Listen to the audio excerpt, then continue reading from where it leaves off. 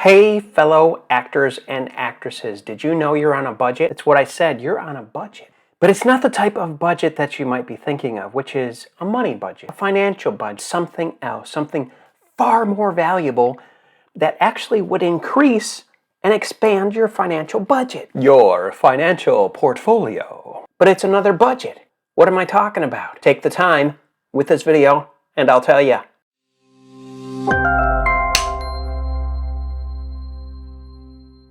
Time is on my side. Yes, it is. No, it's not.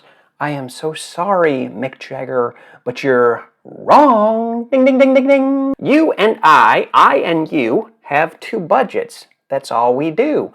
Choose the wrong one and it's boo-hoo-hoo-hoo. Which one is more valuable? Let me see now. I went to Tim Hortons today and bought breakfast. You know what? I ate it and I drank it and it's gone. It's completely gone. And so is my money. And yet I took the time to go there, sit down, and actually to be around people and see life. So I have a question for you. There are two budgets, but let me ask you this question first. If I were going to give you $100, just a crisp $100 bill, and give it to you, or I would give you 6 months of your past, which one would you take? The $100, right? What? What? Come on. It's $100. Why would you want 6 months of your past back? Oh, wait a minute. I know why. Because time can't be replaced, can it? I know some of you embrace that, and that's good. Some of you, I don't want to think about that because you know what? I got stuff to do. I got stuff to do. I got to pay this and do this and take this class and do this and do this and do the other thing. However, guess what? What if you were on a time budget?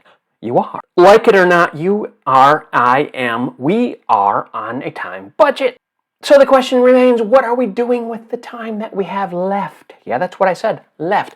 I don't care if you're 18, I don't care if you're 15 or 10 or 30 or 40 or 56 like me, or 63 or 72 or 99. You are on a time budget. You're on a time budget, dude or dudette. And yet you know, as I know, as we know, we all know, that is irrefutable truth. Of course we are. We're born, we live, and we die. We have that dash in between the birth date and the death date. So it's not a question of time, even though that's very true and it's very prevalent and you don't know the end of your life until it comes. There is no predictability. What do we do? How do we fulfill our destiny? How do we get the most out of our day, out of our 24 hours? Benjamin Franklin said, we all are wealthy in one way, and that is we all have 24 hours in a day. Well, the first thing I want to bring up is John 10:10. God created you. He gives you your breath each and every day, whether you realize it or believe it or not. It doesn't matter whether you believe it or not, because that is the truth. That is what he does, okay? And that's because he loves you. Now, John 10:10 says, the thief comes to kill, steal, and destroy. But I am come that you might have life and have it more abundantly. Remember we glanced at life? Yeah, exactly. No, God doesn't just want to give you life. He wants to give you life more abundantly through his son, Jesus Christ. He understands, of course he does, he understands everything. He's omnipotent and omnipresent and omniscient. He knows your lifetime, your lifespan, your time budget. He knows it. You don't, I don't, we don't. So wouldn't it make sense to consult him on what to do with your life each and every day? Hey, you know what? I'm prefect just like you, and I make what I like to call learning curves, which are mistakes, but they're learning curves because I've always said that your past is your school. That's where you learn. That's where you graduate from grade to grade. But as an actor and as a human being, it's the best way is to stay in the moment, correct? And how do you stay in the moment? You step back and you reflect. And you become grateful for what you have, because gratitude trumps expectation every time. So God has come that you might have life and have it more abundantly. Isn't that a great word? Abundantly? He gave you life, your breath. Feels good. He gave you the choice of having life or having it more abundantly with him. Now, how do you do that? Well, you talk to him. Prayer. Prayer is simply a conversation between two people. Yeah, that's what I said. It's not going to church on Sunday and then living like anything you want during the week. That's called religion. And religion is man's way of trying to get right with God without acknowledging Him. That's never going to work. So because prayer is a conversation between two people, my question to you and to myself and to everyone else is this, and it'll always be the same question. What do you really want out of your life? What do you want to invest in your life? Because you're going to have to invest your time in something. Even if you don't invest anything, even if you don't invest time in anything, you're investing it in something. And you might as well make it something that is worth your time. Kind of like money. Money, budgeting.